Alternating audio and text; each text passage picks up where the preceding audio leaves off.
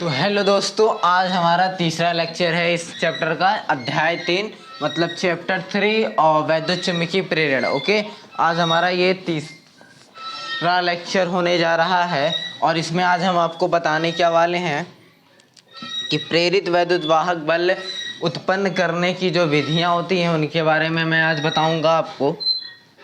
Okay, तो start करते हैं वीडियो को।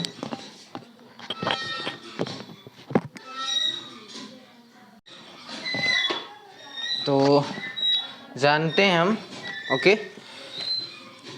तो इसमें सबसे पहले हम जानेंगे क्या फैराडे के नियमानुसार। ओके, फैराडे का जो मैंने आपको नियम बताया था,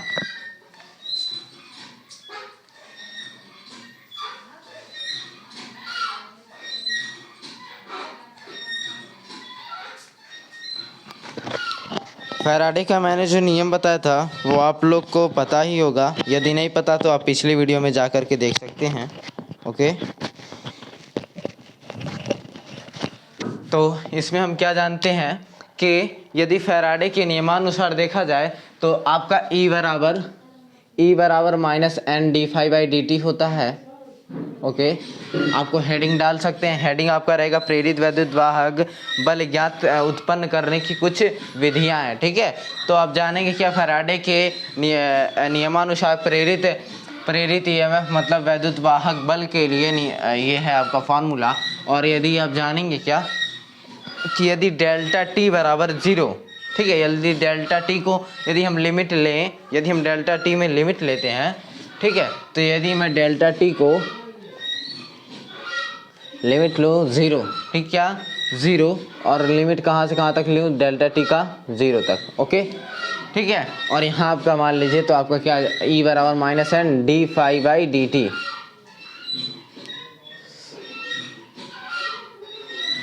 ओके, अब जानते क्या है, यदि इस समीकरण से देखें, इस समीकरण 1 से आपको यह स्पष्ट होगा कि प्रेरित वैद्युत वाहक बल फेरों की संख्या पर मतलब फेरों की संख्या तथा चुंबकीय फ्लक्स में परिवर्तन की दर पर निर्भर करता है। चुंबकीय फ्लक्स में परिवर्तन की दर पर निर्भर करता है और फेरों की संख्या पर निर्भर करता है। एन मतलब फेरों की संख्या हो गई, तो ये फेरों की संख्या पर निर्भर करता है। और यदि चुंबकीय फ्लक्स की बात की जाए तो फाई बराबर बी ए कॉस थीटा होता है। ओके, यदि फाई बराबर बी ए कॉस थीटा के अनुसार देखा जाए तो वैद्युत फ्लक्स किस पे निर्भर करेगा, आपका चुंबकीय क्षेत्र तीव्रता। मतलब फाई बराबर आपका क्या होता है, फाई बराबर आप क्या जानेंगे, फाई बराबर के पास होता है बी ए कॉस थीटा। ठीक है, तो बी आपका चुंबकीय क्षेत्र की तीव्रता, ए आपका एरिया, मतलब ए के एरिया पे भी निर्भर करता है। ठीक है, और यदि कोड बना रहा है वो, यदि कोई थीटा कोड बनाएगा तो वो उस पर भी निर्भर कर जाएगा। तो देन आपका ये सॉल्व हो जाता है। तो ये आपका फाई बराबर बी ए कॉस थीटा पर ये फॉर्मूले आते हैं। ठीक है, और यदि हम पहला हेडिंग डालें क्या गतिक वैद्युत वाहक बल, तो उसके बारे में हम जानते हैं।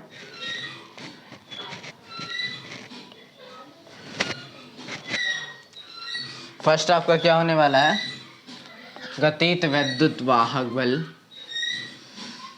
तेरी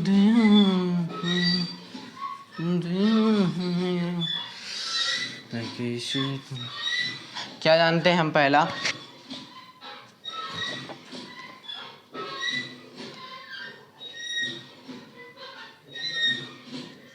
गतित वैद्युत वाहक बल।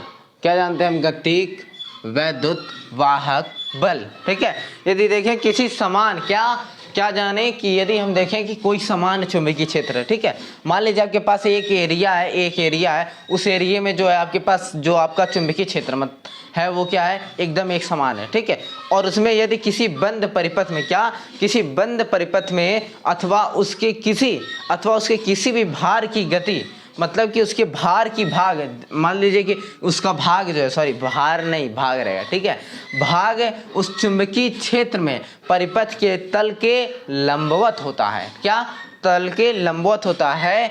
और लंबवत, ठीक है, अब जानिए कि किसी चुंबकीय भाग की जो गति है उस क्षेत्रफल के अनुसार परिवर्तित होती रहती, परिवर्तन से उत्पन्न होने के कारण वैद्युत वाहक बल क्या कहलाता है, प्रेरित वैद्युत वाहक बल कहलाता है। ठीक है। और यदि वो मान लीजिए किसी बी चुंबकीय क्षेत्र में बंद परिपथ आपका हो जाए PQRS पर विचार करें, तो आपका मान लीजिए आपके पास जो परिपथ में क्या, परिपथ की जो लंबवत आपका क्या लग रहा है, लंबवत है, और उसकी दिशा नीचे की ओर हो, क्या नीचे की ओर हो, तो हम जो आपको चित्र दिखाएंगे वो आपको जिस तरह चित्र दिख रहा होगा, ठीक है, आपको एक चित्र में दिखा रहा हूँ, उस चित्र में यहाँ पे मैं आपको चित्र दिखाऊंगा। ठीक है। माना बंद परिपथ की भुजा क्या हो, L हो, उसमें आप देखेंगे कि भुजा की लंबाई L है, अतः बंद परिपथ में यदि हम चुंबकीय फ्लक्स निकालें तो फाई बराबर क्या होता है, चुंबकीय क्षेत्र, मतलब फाई बराबर क्या होता है, BA, सदिश वाला जानते हैं ना, B और A होता है। ठीक है। तो यदि मैं देखूं वहाँ पे B आपका चुंबकीय क्षेत्र और L आपका क्षेत्रफल आपका A है, तो क्षेत्रफल बराबर L स्क्वायर होता है, मतलब कि भुजा का स्क्वायर। देन आपके पास तब क्या आ जाएगा, यहाँ पे φ1 बराबर क्या आ जाएगा आपका, φ1 बराबर B L स्क्वायर आ जाएगा, क्या फाई बराबर BL स्क्वायर आ जाएगा कि नहीं। जब फाई बराबर के पास BL स्क्वायर आ गया तो कैसे आया, क्योंकि यहाँ BA होता है ना, तो B चुंबकीय क्षेत्र और L मतलब क्षेत्रफल के लिए क्या हो गया, L स्क्वायर। ठीक है। अब हम जानते हैं इसके आगे,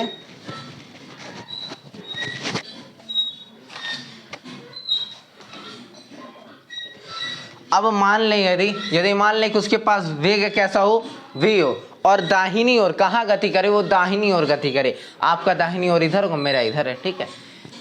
या मान लीजिए इधर ही होगा शायद।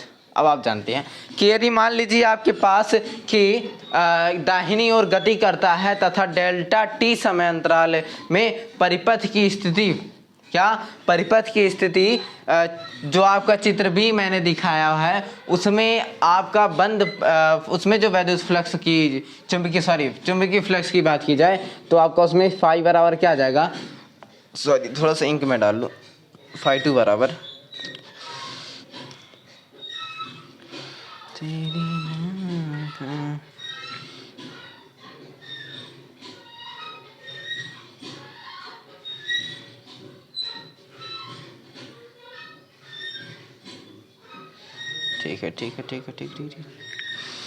ठीक है done done done done done.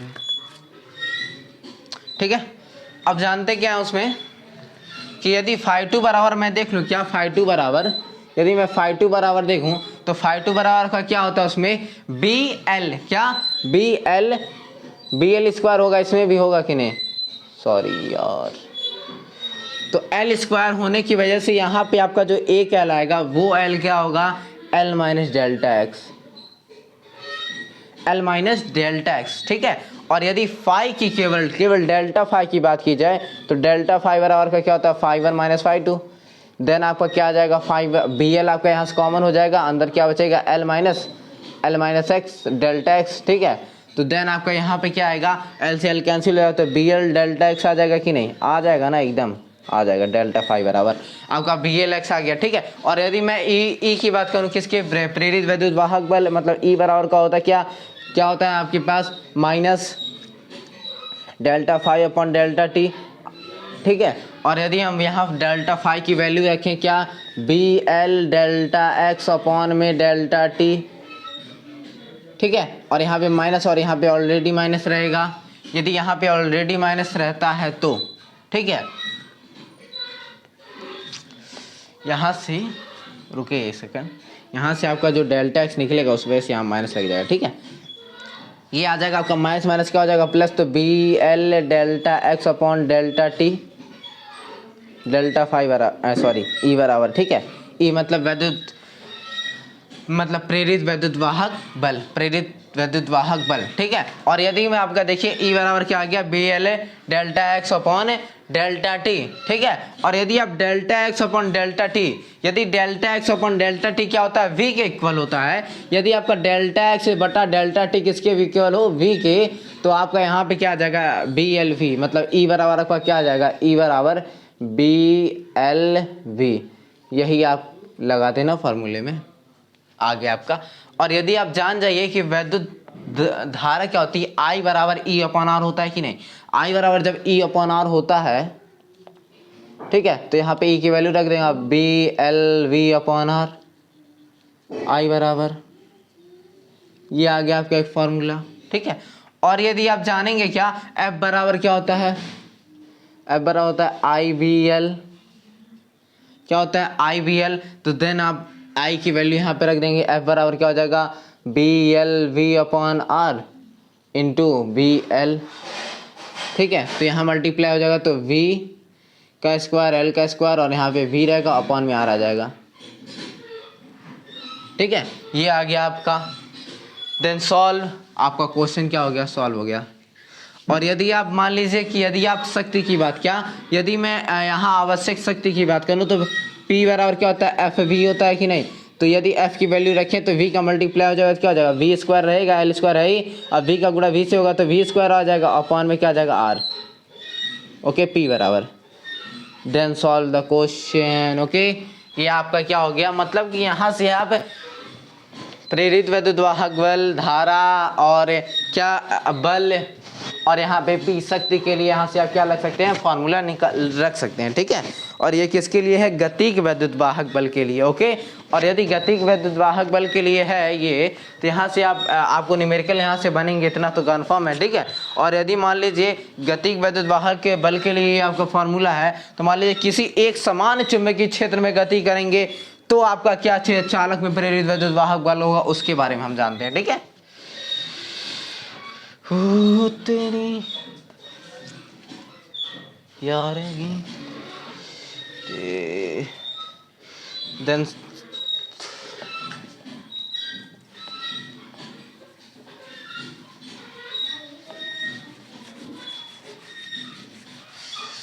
तो अब हम जानते हैं अगला पॉइंट क्या आपके पास, कि गतिक के लिए तो मैंने जान गया। अब यदि एक समान चुंबकीय क्षेत्र में यदि कोई गति कर रहा है तो उसके लिए आपको प्रेरित विद्युत वाहक बल निकालने के लिए क्या करना है, ठीक है। आपको एक डायग्राम में दिखा रहा हूँ, यहाँ पे XYZ होगा, ठीक है। और यदि उसमें कोई चुंबक ऐसे लटक रहा है, ठीक है, और यहाँ पे XY तल में रखी एक L लंबाई किसी चालक छड़ मतलब PQ पर विचार करते हैं, माना छड़ की लंबाई x अक्ष के समांतर होता था, यह क्या हो y अक्ष के अनुदिश v वेग से गति करे, किसे v वेग से गति करती है, तो z अक्ष के अनुदिश b क्या होगा, एक समान चुंबकीय क्षेत्र कार्यरत है, ठीक है। और यदि मान लीजिए यदि यहाँ पे कार्यरत बल, इलेक्ट्रॉन पर कार्यरत बल के बारे में आप बात करेंगे तो आपका यहाँ पे Fm बराबर क्या आता है, Fm की बात मतलब यदि कार्यरत बल के बारे में बात करें तो -E और यहाँ पे क्या हो जाएगा V मल्टीप्लाई V वेक्टर, ये आपका आ जाएगा, ठीक है। और यदि मैं जानता हूँ क्या हूँ, F बराबर क्या होता है -E, ठीक है। और इतना तो आप जानते हैं ना। अब यदि मान लीजिए FE = Fm हो जाए, FE = Fm हो जाए, ठीक है, तो आपका यहाँ पे माइनस और यहाँ पे माइनस है, सॉरी E है, और क्वेश्चन क्या आपका V vector cross B vector, then आपका यहाँ से -E कट गया तो आपका बचा क्या यहाँ पे E वेक्टर बराबर V वेक्टर और क्रॉस में V वेक्टर, ये आपके पास बचा कि नहीं, बच गया, ठीक है।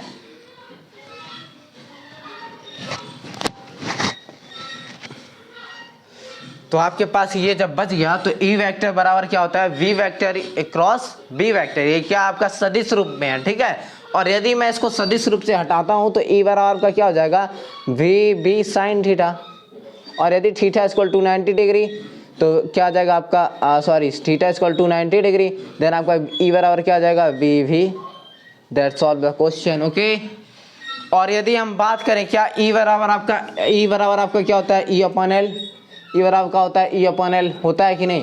तो यदि E की वैल्यू VB है, क्या है VB है, रुक गया एक सेकेंड, तो E बराबर का क्या हो जाए E/L, और E की वैल्यू मैंने VB ज्ञात किया तो VBL E बराबर, ठीक है। तो प्रेरित विद्युत वाहक बल यहाँ पे क्या आ गया E बराबर VBL, ठीक है। और उसमें आपका क्या आया था, उसमें आपका भी क्या था BLV आया था, इसमें भी आपका BLV आता है, मतलब एक समान चुंबकीय क्षेत्र में यदि मतलब कि आपके पास एक समान चुंबकीय क्षेत्र में यदि गति करते किसी चालक के लिए प्रेरित विद्युत वाहक बल होगा तो भी आपका ई बराबर क्या हो गया, AVL होगा। ठीक है, तो नए मिलते हैं अगले वीडियो में, तब तक के लिए जय हिंद जय भारत।